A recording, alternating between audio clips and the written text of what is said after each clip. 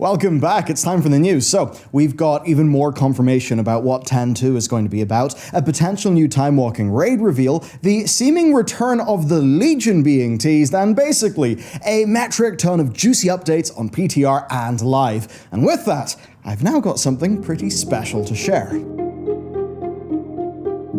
So there's two things. Number one, thanks to all your support in Pale, we've been able to do really awesome Collector's Edition merch, which you can get at store.bellular.games. It's all live right now for the pre-orders over the next 2 weeks. So here we've got the art book, we've got the deluxe vinyl. This vinyl is so cool. The art the team put together for this, this is something I will be displaying in my own home. And also, we have a fun box of loot and associated things as well. That's all on the store. Particularly, I do love the little desk ornament stand for the Temperance. This goes on my desk and it makes me happy to look at. The other really cool thing is the Pale Beyond has actually got a daily deal on Steam. And funny enough, what that actually means is that as of Sunday, the game will be 25% off, and it'll be 25% off for a week. Yep, the daily deal equals a weekly sale. I don't really know what that means. Point is, game's cheaper tomorrow. Okay, this is the best way that you can support what we're doing, which does mean a hell of a lot, actually. The funds here are going towards Game 2. Ideally, I'd like to be able to self-publish that. That, by the way, that game is in development. Things are going really well. I'll talk a little bit more about that tomorrow. It's all very exciting. So yeah, you can go to store.bellular.games. The link will be down below if you want to pick that stuff up. I'd massively appreciate it. I know the team would. And I've got to say, like, the level of quality, you know, like, because we're not a big bunch. We're a small bunch. And the level of quality that we've been able to get is, you know, to me, it's just impressive, right? Like this. It's a nice, big, proper art book, you know? Kind of like, you know, just like what we get when, when we buy our Blizzard Collector's Editions, which, I've got to be honest, is kind of the main inspiration behind all of this. I don't know, it's like nostalgic to me. So, store.bellular.games, and with that said, let's get into the news, which this time around is actually pretty hype. We've been saying this since just after launch. 10.2 is going to be set in the Emerald Dream. Now, there was an accidental leak of an icon in the 10.1 PTR that was called Emerald Dream Outdoor, and obviously there's that whole World Tree questline that you get in the Muruk Renown. Then 10.1 ended with that weird cutscene of the tree, and of course 10.1.7 was announced with Dream Surges, and we found the Druids of the Flame making a return. So while it looked pretty likely, it really is now confirmed because we actually have got this. This is a quest pane background texture that was found in the public test realm. And it's just called Quest Background Dragonflight Emerald Dream. Really does spell it out simple. There was also a matching header for the little chapter bit of your quest log as well. So basically what that means is get ready for green dragons, night elf stuff, and a fairly chunky exploration of the Emerald Dream. Something that Blizzard said wouldn't really be an expansion because it's just not really big enough for that sort of thing, but they were getting it in a patch instead of like a small bit of at the end of a raid. That's kind of sweet. Okay, so when we killed Argus and we put Sargeras in that big cage with Illidan, we kind of figured that would be it for the Burning Legion, that we wouldn't see them for ages. And it was kind of like that, but evidently not forever. On the public test realm, a new skybox was found for what we believe to be a new Draenei questline. The one that, of course, will unlock for you the Eridar customizations. And it's a spooky looking sight, isn't it? The skies of Argus full of Legion ships, and there's actually some new, rather eye-opening flavor text. The skybox, of course, may just be from a flashback, but the text is interesting. The first item details, quote, incomplete plans for a new Legion invasion of a distant world you've never heard of. That's pretty crazy. Of course, in the current lore, Azeroth is like one of the only places, right, in the whole, basically, like, you know, cosmos that's not totally screwed. So wherever this is, it's probably kind of important. The next one, though, means a lot, and here it is.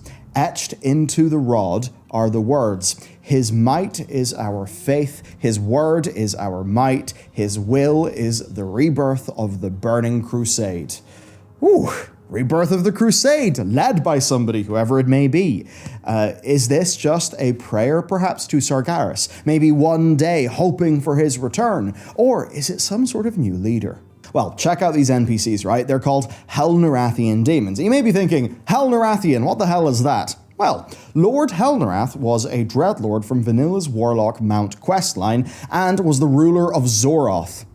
Seems then that he's got some new demons under his command. Now again, this could just be a flashback, but check this out. Hel-Narath's rival is also back, Lord Banehollow. You can actually find him in the game right now because he was added in the new Warlock customization questline that was added in 10.1.5. Now, I'm not fully saying the Legion are coming back in the way that they were, but actually, if you watched yesterday's video, I kind of am saying that they're coming back. There is a way, so check out that video next. It's pretty sick. Speaking of things that could be back at any time, what about Garrosh? Not literally, but in the Siege of Orgrimmar. I say this because a database on the PTR has actually seen every single item for the raid be, copy-pasted, seemingly, including the no longer available Garrosh heirloom weapons. Now, that does, I think, point towards Siege of Orgrimmar being the next time-walking raid, because that is how they handle the time-warped items in terms of the game's, data. And get this, right now it's Legion time-walking week, which does mean, by the way, it's pretty handy for leveling your characters from 60 to 70. But that means that Pandaria won't be back until the middle of October, and that is plenty of time to get the Siege of Orgrimmar up and running. It's, of course, not been confirmed by Blizzard, but it does make sense. Now, have the most minor of bones to pick? Hey, Ian, in a few interviews, including one with me, we were kind of all thinking about the Throne of Thunder being the raid that would be chosen, because it's genuinely amazing, and I also know that it's Ian's personal favourite. But I guess that means that his own biases didn't factor into it. Maybe Siege does mean that the now unobtainable heirlooms, that they get to be back in the game. Maybe that's a pretty acceptable reason. Perhaps Blizzard have also realized, Garrosh, big name character, probably more people will recognize him than the Lei Shen stuff, I guess. Seriously though, do more of this. I want to take my guild through the Lei Shen fight. And one final thing about these time-walking raids, they are more relevant than they were in the past because, of course, of the item upgrade system, which does let the gear from them actually shine just that little bit more. Sylvanas is back. This is just a quick bit, but technically Sylvanas returns. Not really. So Sylvanas has been data mined.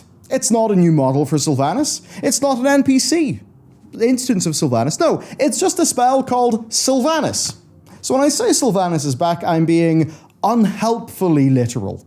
This is perhaps part of the Forsaken Heritage quest. Maybe there's a chance that she is spawned in a vision, an echo, or in a flashback. There are some data mined tabards that show her symbol, the mask, and then of course the ones without, implying perhaps that the Forsaken may be split on who they're going to support, right? Like, will they support the Desolate Council and disavow Sylvanas? But maybe, some people won't. Maybe they'll have some sort of amicable, way that they can move forward. Hard to say exactly, but certainly in the way that the Night Elf Heritage Armor questline is going to have to deal with what the hell's going on with the Night Elves, this one will obviously have to deal with the Forsaken culture and how they more properly move forward. Okay, it took a few weeks, but cross-realm trading is finally here. This was originally intended for the launch of 10.1.5, but then server stability issues happened. Now then, it's live, so you can just trade stuff, right? Even in cross-realm parties, which is really nice for, say, Mythic Plus runs or raids, when somebody's just missing some potions or vials, or perhaps you have a partner you can trust as a middleman and you want to move your own gold and items as you change servers. The Hallows End revamp is live on the PTR. Now, it's actually testable, and I've got to say, this is impressive. They've got a whole new individual player-based hard mode that you pick just for yourself, where there are 4 Wicker Men, right? And each will give you a curse. And those curses will give you additional things to do in the fight. And if their mechanics hit you, you get a stack of Wicker Man's Shadow, which reduces your maximum health by 10% a stack. And then if you're just about to die, you get healed, but the curse is instead lifted. And the buff says, forfeiting their rewards. Okay, so we've got no idea what the rewards are, but the idea here is you turn on all the hard modes, and if you can do that fight without dropping to super low health, you'll get some sort of reward. I think the idea of a hard mode that is there in a fight that everybody is doing, but that you sort of succeed or fail on in just a personal capacity, I think that's a really interesting way of doing it. So, GG to Blizzard on that one. And the GGs continue because augmentation combat logging has actually been kind of broken, kind of weird since launch. Less that it was broken, and more that just it wasn't finished, because they weren't getting credit for pet damage, or some things that accumulate damage like Ignite and Execution Sentence. And that now has been fixed. So that means that Warcraft logs will now accurately show augmentation evoker damage, instead of just giving demo locks and unholy decays way too much credit. Also, Warcraft logs, who are just doing awesome development work these days, they added a toggle for damage, so you can visually see what the bars look like without an Augvoker being there. Of course, Details is still not giving them credit for any of that buff damage though, so do keep that in mind. Details is not to be trusted if there's an Augvoker in your group.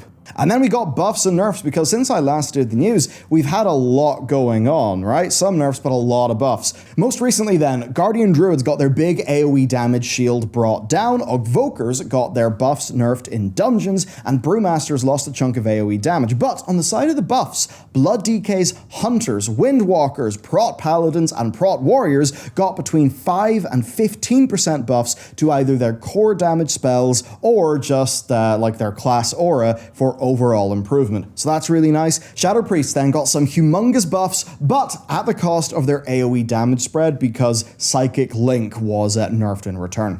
Resto Shamans then got a nice 5% healing buff too. Now, this of course comes after last week's news of the overpowered Augvokers, Mages, and Holy Paladins getting fairly major nerfs that happened shortly after 10.15's launch.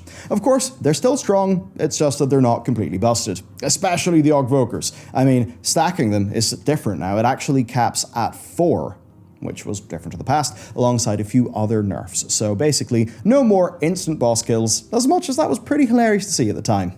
Next then, great time rift quality of life stuff. So, the weekly quest now gives you account-bound rep and paracausal flakes, and now doing your first rift gets you 10 Drake fragments, which is pretty nice, if that's still a relevant thing to you. Then, we've got an account-bound paracausal flake crate that costs 500 and rewards 500, meaning yes, there is no alt tax. That's kind of big. Of course, these are mostly used for cosmetics though, but you can buy some power in the form of those new trinkets. I'm not sure if we can expect to have no alt tax in the future, because this is mostly a cosmetic thing, so I wouldn't read into it too much, but still, it's a great change, I'll applaud it. I've also got to wonder if the loot bugs have been fixed. I mean, at the least, I feel I've been getting more. The boxes seem to be dropping more frequently, and also, the dailies actually can drop encapsulated destinies now. Maybe it's just the first one of the week, I'm not 100% sure, but I think 2 of them last week actually gave me an encapsulated destiny. Who the hell knows? I suppose it's a shame there's no Obsidian Citadel-like grind you can do in between the time rifts, but I think as a core idea, the time rifts have been a really big success.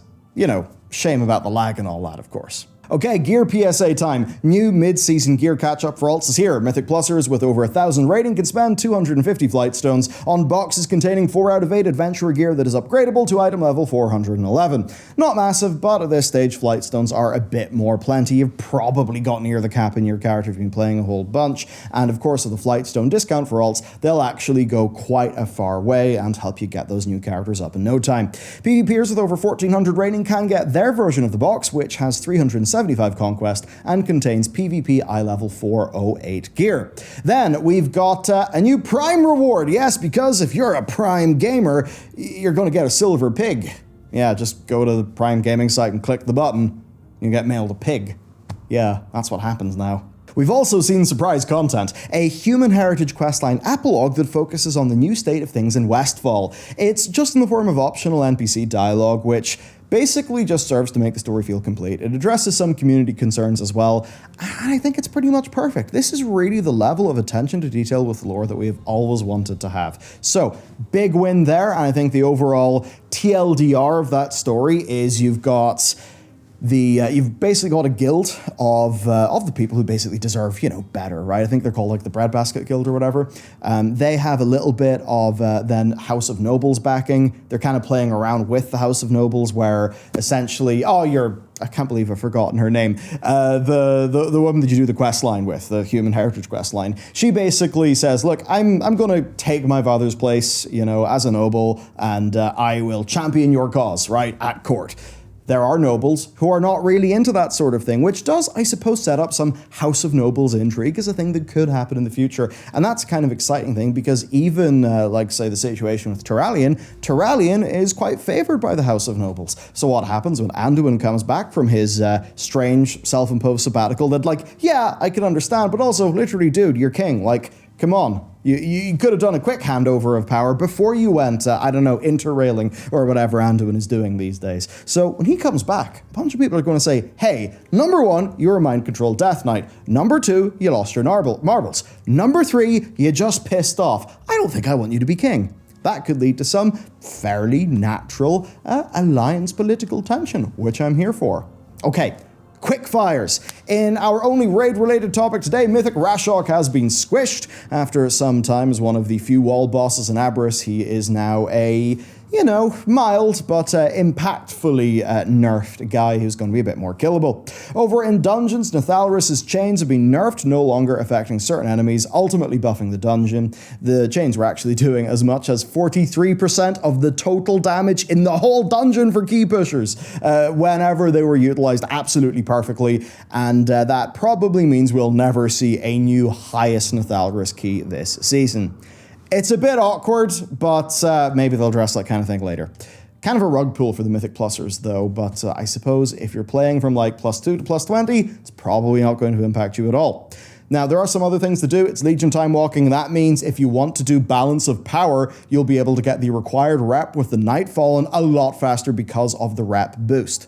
Now, for things to get, there are 2 new pet bundles available. We've got Sunny, a golden retriever for Dragonflight, and Flurky, a baby Murloc for Wrath Classic. And this isn't a normal bundle. 100% of the proceeds go to Blue Check Ukraine, which is an organization that identifies vets and fast-tracks urgent financial support for NGOs. Basically, they're trying to make sure that the money goes to local vetted organizations doing humanitarian work. So, $20, your money goes to that cause, the pets are yours. And with that said, that is it for the news. Okay, right, check out the store down below. We have got really awesome goodies made by our art team for you to celebrate the Pale Beyond. Of course, we've got the daily deal for the Pale Beyond, which is on the 30th, which is tomorrow as of the day that this video goes out, where we will be 25% off on Steam. And I suppose it's that kind of thing. If you want to support us now, now really is the time. Our big hope is to be able to self-publish our next game,